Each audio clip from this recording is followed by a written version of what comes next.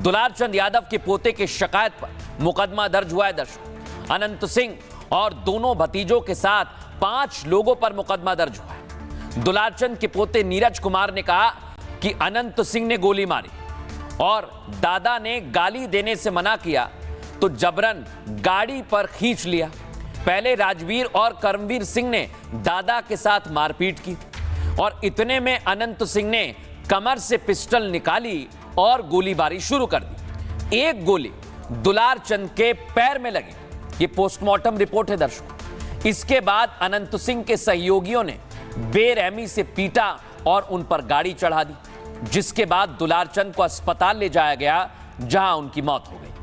लेकिन इधर postmortem report में और सनसनीखेज खुलासा हुआ है दर्शकों। जनसुराज समर्थक दुलार चंद की मौत गोली लगने की वजह से नहीं हुई, बल्कि दुलार चंद की मौत शरीर पर लगी अंदरूनी आंतरिक चोटों की वजह से हुई है।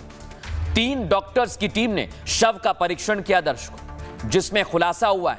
रिपोर्ट में पता चला कि गोली दुलार चंद के पैर से आर पार हो गई थी और रिपोर्ट के मुताबिक उनका हाथ, सीना और कंधे की हड्डियों में फ्रैक्चर मिला है।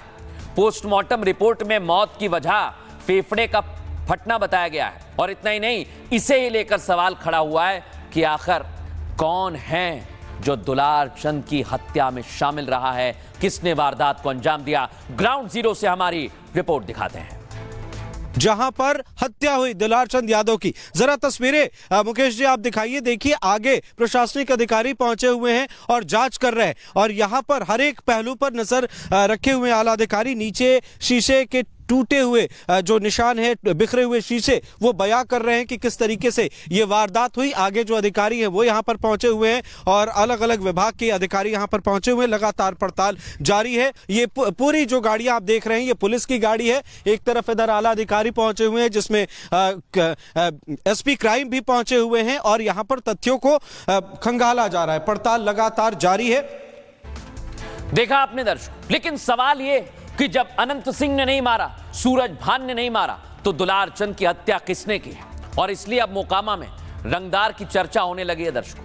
मोकामा की राजनीति बाहुबल और जाति का कॉकटेल है दर्शकों। इलाके में भूमिहार बाहुबलियों का दबदबा माना जाता है। दुलार चंद यादव इस क्षेत्र के गिने चुने गैर भूमिहार नेता थे, जो आपको दिखाई दे रहे हैं। दुलार चंद यादव पर करीब 11 आपराधिक मामले दर्ज थे। दूसरी ओर है अनंत सिंह, जिन्हें छोटे सरकार लोग कहते हैं मोकामा में। 2005 से अब तक मोकामा सीट पर उनका प्रभाव रहा है। उनके खिलाफ 50 से ज्यादा आपराधिक मामले दर्ज हैं। 2019 में यूएपीए मामले में उन्हें 10 साल की सजा हुई थी। हालांकि 2024 में हाईकोर्ट ने उन्हें सबूतों के अभाव में बरी कर दिया। लेकिन इस बार के चुनाव में सूरज भान सिंह की एंट्री हो गई।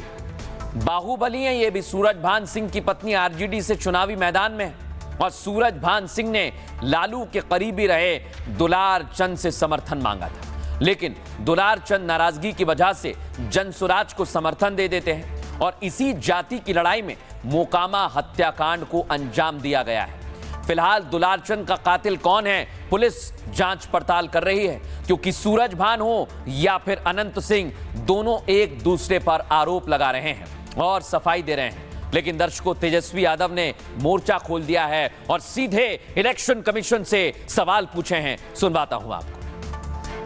दिन दहाड़े हत्या हो जाती है, नाम दर्ज एफआईआर होता है, नाम दर्ज एफआईआर होता है, फिर भी जो है प्रचार प्रसार में थाने के आगे से आरोपी जो है गुजरता है, प्रचार करता है, बंदूक गोली लेकर के, बारूद लेकर के 40-40 काफिला में घूम रहा है। हत्या हुई, किसी एक व्यक्ति पे कार्रवाई नहीं हुई। कहाँ है चुनाव आयोग? चुनाव आयोग मर गया है क्या?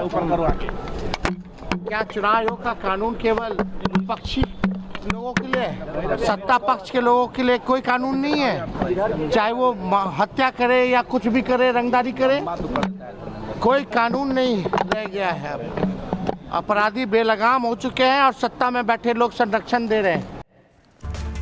अब दर्शकों, इधर एक के बाद एक सियासी पार्टियां गानों के जरिए जवाब दे रही हैं, सवाल पूछ रही हैं। सबसे पहले मैं आपको दिखाता हूं, बीजेपी ने गाने के जरिए निशाना साधा है। सुनिए जरा, इस गाने में भी बताया गया कैसे रंगदारी की बात की जा रही है और नेहा सिंह राठौर भी आ गई हैं। ये भी आरजेडी की तरफ से अब अलग अलग तरह से तंज कस रही है। सुनिए जरा। लोग नेहा सिंह राठौर, जैसे जैसे बिहार का चुनाव करीब आता जा रहा है, अपराधियों के हौसले बुलंद होते जा रहे हैं। और मजे की बात यह है कि सरकार में मौजूद लोग आम जनता को जंगल राज का डर दिखाकर फिर से वोट मांग रहे हैं।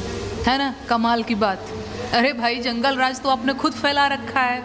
इस हिसाब से अगर आपकी सरकार, तो सुना आपने कैसे नेहा सिंह राठौर लगातार सवाल उठा रही है। लेकिन अब मैं आपको बता रहा हूं, इस मसले को लेकर बिहार की राजनीति गर्मा गई है और बिहार की राजनीति में समय जबरदस्त घमासान मचा हुआ है। सबसे पहले आपको बताएं तेजस्वी यादव क्या कह रहे हैं। पूरे राज्य में आचार संहिता लगी हुई है, ऐसे में कोई बंदूक और गोली लेकर घूमता है, आखिर इस हत्या की जिम्मेदारी कौन लेगा। बौखलाहट में विरोधियों की हत्या की जा रही है। अखिलेश यादव ने भी निशाना साधा। जहां प्रधानमंत्री गृह मंत्री प्रचार कर रहे हैं, बिहार में ऐसी जगह दिन दहाड़े हत्या हो जा रही है। क्या बिहार में यह जंगल राज है या फिर मंगल राज? पप्पू यादव भी मैदान में आ गए। प्रचार के दौरान उम्मीदवारों को निशाना बनाया जा रहा है। बीजेपी राजनीति में आपराधिक तत्वों को बढ़ावा दे रही है। एनडीए ने अपने 60% टिकट अपराधियों को आवंटित किए हैं। अगर ये बड़ा गुंडा राज नहीं तो क्या है? जीतन राम मांझी ने जवाब दिया, बताया ये जानबूझकर आरजेडी की साजिश है। राजद के लोग ही हिंसा फैला रहे हैं। टिकारी में हमारे उम्मीदवार पर हमला किया गया है, जबकि अतरी में पार्टी कार्यकर्ता को पीटा गया। बिहार में कानून व्यवस्था में कोई विफलता नहीं है, ये सब साजिश के तहत किया जा रहा है। अब इसे लेकर बिहार में कैसे सियासी पारा चढ़ गया है, सुनिए जरा। भारतीय जनता पार्टी जहां पर प्रधानमंत्री हो, सोचिए, जहां पर होम मिनिस्टर प्रचार कर रहे हों, इतने वीआईपीज कर रहे हो, जेड+ सिक्योरिटी वाले लोग कर रहे हैं, वहां पर अगर ऐसी हत्या हो जाए तो ये बता रहा है कि ये जंगल राज है कि मंगल राज है। पूरा आएगा रिपोर्ट, तब पता चलेगा। और दुलार चंद भी एक जाने माने दुर्दांत अपराधी थे, तो ये पूरी घटना पर मेरे जैसे लोगों को बिना कोई रिपोर्ट आए हुए इस जो बोलना है, इससे ज्यादा तो बोला नहीं जा सकता। कि किस पर मुकदमा दर्ज हुआ है यह हम नहीं जानते। हम केवल इतना ही जानते हैं कि क्रिमिनल मेजर एक्ट्स के अनुसार अगर वो गुनाह है तो बगैर राजनीतिक हस्तक्षेप के कार्रवाई होगी। पूरे दिन वहाँ हॉस्पिटल में रह करके और जितने उनका जांच ऊंच जो भी था, प्रशासन तो पूरा जांच करने के मूड में नहीं, बोलने की स्थिति में नहीं है। मेरा जो कल से जो परसों से हालत खराब हुआ, मेरा तबीयत ठीक नहीं है। जो इस तरह का घटना का अंजाम दे करके समाज के अंदर और अव्यवस्था फैलाने का प्रयास करना चाहते हैं, पुलिस उन पर कार्रवाई करेगी। ऐसी घटना तो हम समझते हैं कि जानबूझ करके राजद के लोग ऐसा कर रहे हैं। तो ये घटना राजद के जो अति क्या कहा जाए उसको उदंड लोग उसके कारनामा हो रहा है। हो सकता है उसी में कुछ नहीं, कोई लॉ एंड ऑर्डर का